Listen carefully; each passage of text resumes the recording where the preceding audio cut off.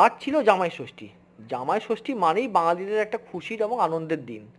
প্রত্যেক বছর জামাইরা অপেক্ষা করে থাকে এই দিনটা কবে আসবে। আর আমার ছিল দ্বিতীয় জামাই ষষ্ঠী। তাই দ্বিতীয় জামাই ষষ্ঠী উপলক্ষে মা আমাকে খাওয়ালো হচ্ছে একটা তার হাতে স্পেশাল শাক এবং একটা তরকারি।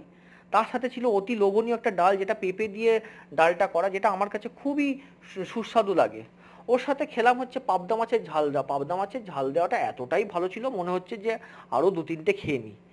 তারপরে খেলাম হচ্ছে বাঙালিদের সবার প্রিয় খাসির মাংস। খাসির মাংস ছাড়া তো বাঙালিদের জামাই ষষ্ঠী অসম্পূর্ণ। এর পরে সবার শেষে যেটা খেলাম হচ্ছে মিষ্টি, দু রকমের মিষ্টি। সেটা হচ্ছে গোলাপ জামুন, একটা হচ্ছে চমচম।